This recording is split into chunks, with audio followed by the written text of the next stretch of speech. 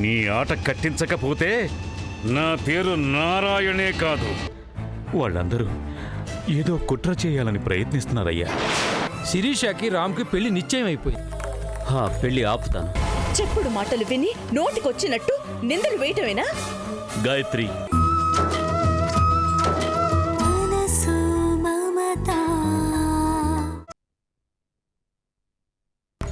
ఆ మంచితనాన్ని చూసే, భార్యని విపరీతంగా ప్రేమించే ఆ అమృత హృదయాన్ని చూసే శిరీష కూడా ఇష్టపడింది.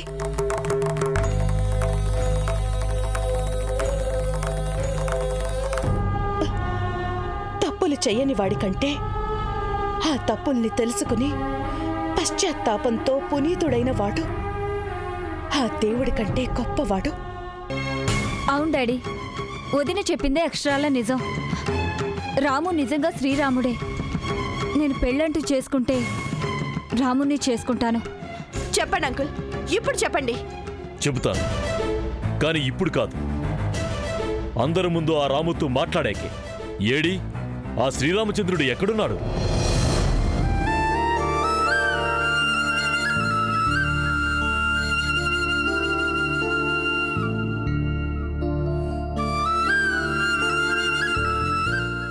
రాము, పెళ్ళిళ్ళు స్వర్గంలో నిర్ణయించబడతాయంటారు కదూ. తలుచుకుంటేనే చాలా చిత్రంగా అనిపిస్తుంది. సెలవుల కోసం శిరీష్ రావటం, నిన్ను ఇష్టపడటం, చకచకా పెళ్లి పనుల దాకా వెళ్ళిపోవటం. నిజమేనయ్యా, రాసిపెట్టి ఉంటేనే ఇలా జరిగేది. నాకు చాలా సంతోషంగా ఉందయ్యా. ఈ పెళ్లితో మన మధ్య ఉన్న అనుబంధం కాస్త బంధుత్వంగా మారుతుందయ్యా. ఏమయ్యో, ఇక నుంచి నువ్వు సార్ అంటే కుదరదు, అంకుల్ అని పిలవాలి. కానీ ఏమయ్యా, ఏదైనా సందేహమా? అదేం లేదు. మీలాంటి గొప్పవారు నన్ను...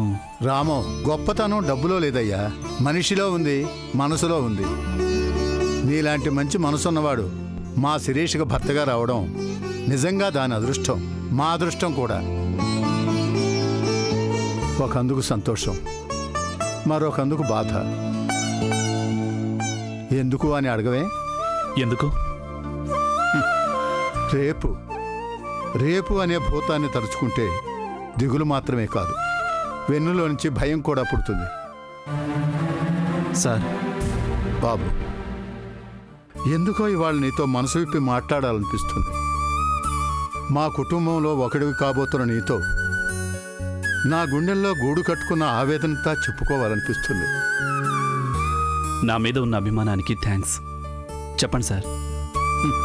కోట్ల ఆస్తి ఉంది. స్థలాలు, పొలాలు, నగ, నట్ర, కంపెనీలు, వ్యాపారాలు అన్నీ ఉన్నాయి. కానీ చెట్టంత కొడుకు మా ఆదిత్య లేడు, వెళ్ళిపోయాడు. మాకు తలకొరి పెట్టవలసిన వాడు మాకంటే ముందుగానే. Please sir. మా బాధ మా గురించి కాదయ్యా, గాయత్రి గురించి. అన్నీ ఉండి కూడా ఐదవ తనం లేకుండా మోడుగా బతుకుతుంది. పుట్టెడు దుఃఖాన్ని తన గుండెల్లో దాచుకొని మా కోసమే నవ్వుతూ నటిస్తూ బతుకుతుందయ్యా. పోయిన కొడుకు ఎటు పోయాడు, ఇక రాడు. కానీ ఏం పాపం చేసిందనయ్యా మా కోడలి బతుకు శూన్యంగా మారాలి? ఏ సుఖానికి సంతోషానికి నోచుకోకుండా జీవోత్సవంలా ఎందుకు బతకాలి? అది తలుచుకున్నప్పుడల్లా నా ప్రాణం కొట్టుకుపోతుందయ్యా. నా ప్రాణం కొడుగట్టేలోగా మళ్ళీ గాయత్రి ముఖంలో చిరునవ్వును చూడగలనా అనిపిస్తుందయ్యా. అవును రాము, బన్నీ చిన్నపిల్లాడు. గాయత్రి ఈడు ఆడపిల్లలకి ఈ రోజుల్లో ఇంకా పెళ్ళిళ్ళే కావడం లేదు. ముందు ముందు ఎంతో జీవితం ఉంది. ఆ జీవితాన్ని శాపంగా భరించడం నరకంతో సమానమని మాకు తెలుసు. అందుకే గాయత్రికి మళ్ళీ పెళ్లి చేయాలన్నదే మా ఆశ. కానీ ఎంత చెప్పినా గాయత్రి వినడం లేదు. తనని ఎలా ఒప్పించాలో అర్థమే కావడం లేదు. సార్, గాయత్రి మేడంకి బన్నీ అంటే ప్రాణం. మీరంటే ఎంతో అభిమానం. మరో పెళ్లి చేసుకుంటే ఆ రాబోయే వ్యక్తి అదే అభిమానాన్ని మీ మీద, అదే ఆపేక్షని బన్నీ మీద చూపించగలడా అని సందేహం కాబోలు. అందుకే మీ ప్రశ్నకి జవాబు చెప్పలేకపోతున్నారనుకుంటా. నిజమే, కానీ ప్రయత్నం చేస్తే ఈ లోకంలో అలాంటి మంచి మనసున్న మగాడే దొరకడా అని. దొరుకుతాడు సార్, తప్పకుండా దొరుకుతాడు. గాయత్రి మేడం లాంటి సంస్కారం, సౌశల్యం ఉన్న స్త్రీమూర్తిని ఎవరైనా సరే కళ్ళకి అద్దుకొని చేసుకుంటారు. కాకపోతే కాకపోతే అత్తామామలుగా కాకుండా అమ్మానాన్నలుగా ఆలోచిస్తున్న మీరే మేడం గారికి తగిన సంబంధాన్ని వెతకండి.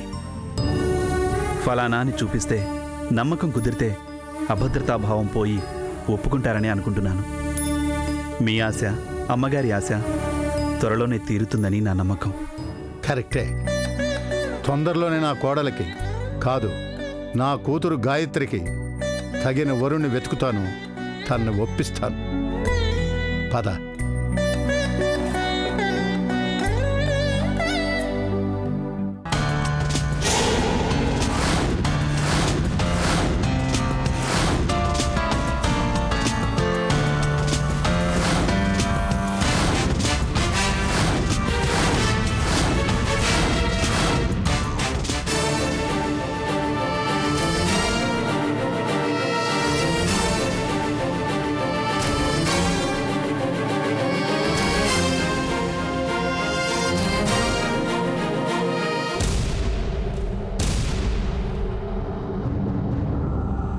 ఏమిటి, ఏమైంది?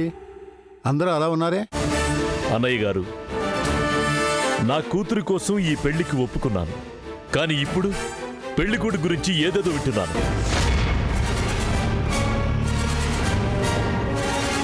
ఎవరు చెప్పారు? ఏం చెప్పారు?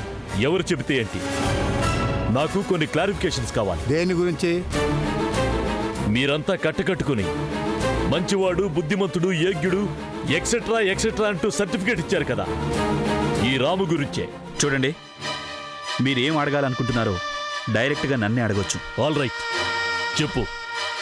నీ భార్య అర్చనని మర్చిపోలేకే ఇల్లు వదిలి పిచ్చోడిలా మారి నువ్వు ఈ ఇంట్లో డ్రైవర్గా చేరేవాట కదా, నిజమేనా?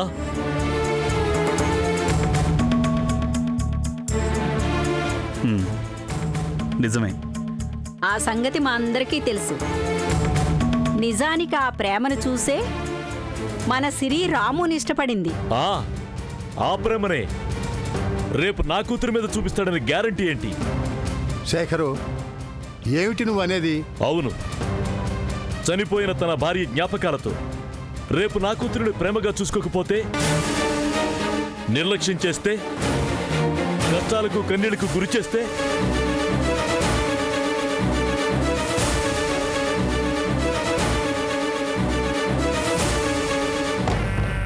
అంటే ఏంటి అంకుల్? పెళ్లికి ముందే ప్రమాణాలు చేయమంటారా? అగ్రిమెంట్లు రాయమంటారా? అయినా మా రాముకి ఏమైనా భయమా? చేయమంటే చేస్తాడు, రాయమంటే రాస్తాడు కదక్కా.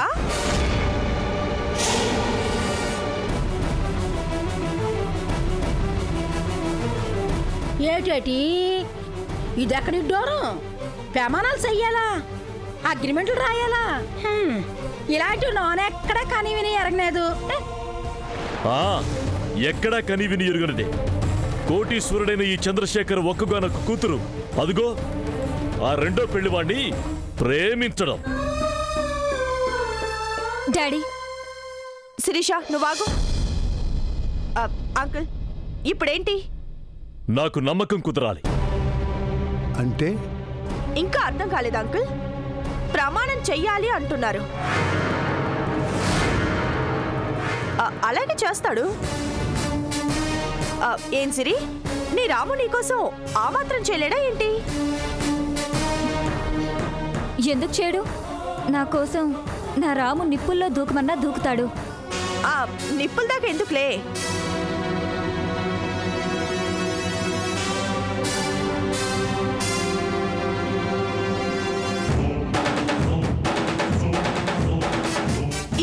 దేవుడి ముందు నిత్యం వెలిగే ఈ దీపం సాక్షిగా ఈ హారతిని ఆర్పి మరీ చెప్తాడు.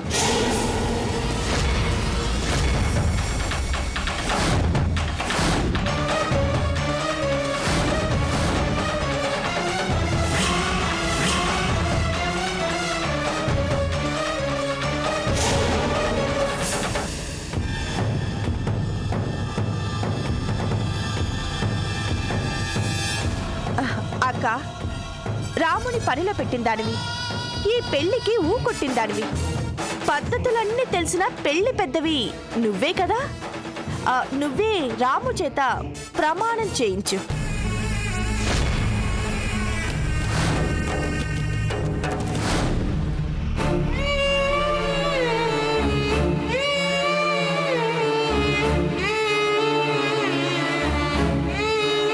అందరి ముందు ఆ దీపాన్ని నరిపి ప్రమాణం చేయాలి.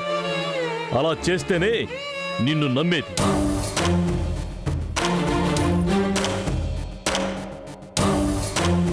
ఏమండి, ఏంటండి ఇది? సుజాత, నీకు తెలుసుగా నా మాటంటే మాటే. అలాగే డాడీ, తప్పకుండా చేస్తాడు. పంచభూతాల సాక్షిగా, అష్ట దిక్పాలకుల సాక్షిగా నా రాము మీరు కోరినట్టే ప్రమాణం చేస్తాడు. చేయి రాము.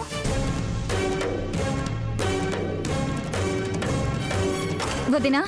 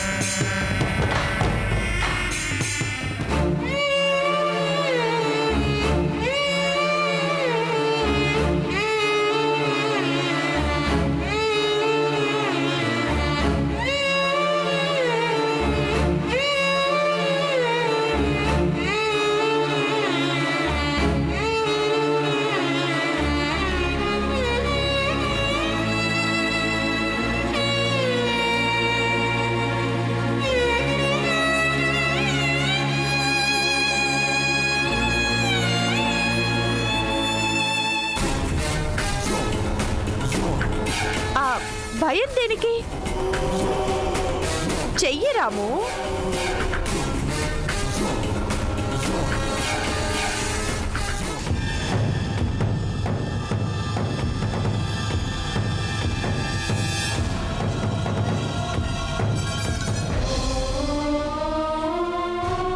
ఈ దీపం సాక్షిగా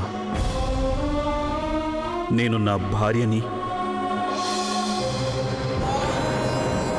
నా అర్చన జ్ఞాపకాల్ని మరచి పోను.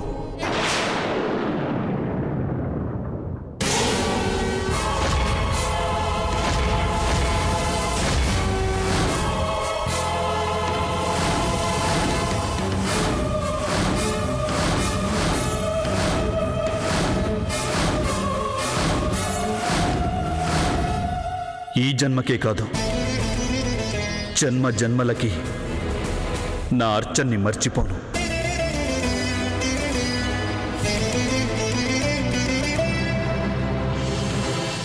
ఇష్టం ఉంటే ఈ పెళ్లి జరిపించండి, లేకపోతే మీ ఇష్టం.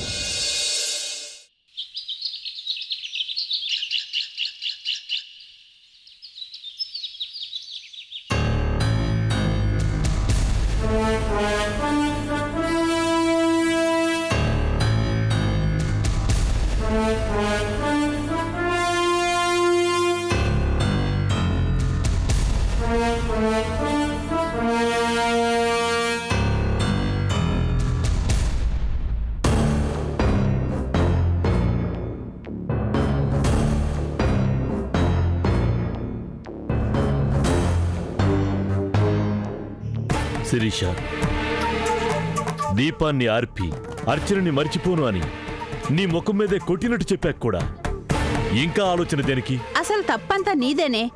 అలాంటి మొండి మనిషి కోసమా ప్రాణాలు తీసుకోవడానికి కూడా సిద్ధపడ్డావు? అక్కర్లేదు. అలాంటి వాడు నా అల్లుడిగా రానక్కర్లేదు. ఇక ఆలోచన అనవసరం. ఈ పెళ్లి క్యాన్సిల్. That's all.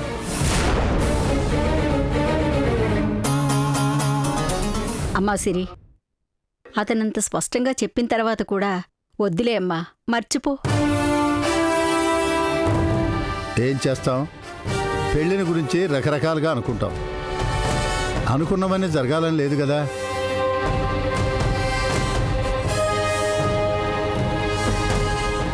పెళ్ళనేది రాసిపెట్టుంటేనే జరిగేది. ఆ దేవుడికి ఇష్టం లేనందుకే ఇలా జరిగిందేమో. నాకు కూడా మీ డాడీ చెప్పిందే కరెక్ట్ అనిపిస్తుంది శిరీష. అందుకే ఈ పెళ్ళిని ఆపితేనే. అక్కర్లేదు, ఈ పెళ్లిని ఆపక్కర్లేదు. శిరీష, ఏం మాట్లాడుతున్నావు? డాడీ, దయచేసి ఎవరు అడ్డు చెప్పకండి. అనుకున్న ముహూర్తానికే రాముతో నా పెళ్లి జరుగుతుంది. ఒసేయ్, నీకేమన్నా పిచ్చెక్కిందా? చచ్చిపోయిన భార్యను మర్చిపోలేను అంటున్నవాడిని పెళ్లి చేసుకుని నువ్వే సుఖపడతావే? మమ్మీ, పెళ్ళయ్యాక రాముని మార్చుకోగలనన్న నమ్మకం నాకుంది. నా ప్రేమ నిజమే అయితే నా నమ్మకం గెలిచి తీరుతుంది. మనస వాచ కర్మన రాము నావాడవుతాడు.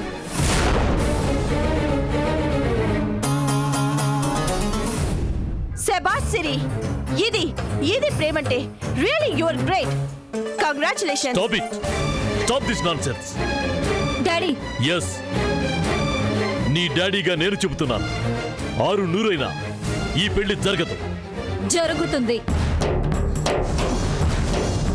కాబోయే పెళ్లి కూతురుగా నేను చెప్తున్నాను. ఎవరు అవునన్నా ఇంకెవరు కాదన్నా రాముతో నా పెళ్లి జరుగుతుంది. That's all.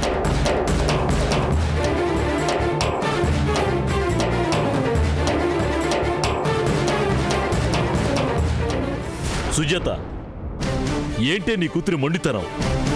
ఇంతమంది చెబుతున్నా కూడా పిచ్చెక్కినట్టు వాణ్ణే చేసుకుంటారంటే ఏమనుకోవాలి? పీకల్లోతు ప్రేమ అనుకోవాలి అంకుల్. సౌందర్య. అవును అంకుల్, మీరు నన్ను తిట్టినా సరే నేను ఒక్క మాట చెప్పే తీరుతాను. ప్రేమించిన ఆడపిల్ల మనసు స్ప్రింగులా ఉంటుంది. అణిచేయాలని ప్రయత్నించిన కొద్దీ రెట్టింపు వేగంతో తిరగబడుతుంది. అందుకని ఏం చేయమంటావు? శిరీష్ ఇష్ట ప్రకారమే ఈ పెళ్లి జరిపించడం మంచిది. బావగారు, చూస్తూ చూస్తూ తప్పదు సుజాత. ఆ దేవుడి మీద భారం వేసి సరే అనడమే మంచిదనిపిస్తుంది నాకు. అది కాదు వదిన గారు. వద్దయ్యా, ఇంకేమీ చెప్పొద్దు. ప్రేమ కోసం ప్రాణాలు తీసుకోవటానికి సిద్ధపడింది. ఇప్పుడు ఈ పెళ్లిని కాదంటే ఇంకే అఘాయిత్యం తలపెడుతుందో ఏమో. అందుకే అనుకున్న ముహూర్తానికే ఈ పెళ్లి జరిపిద్దాం, అంతే.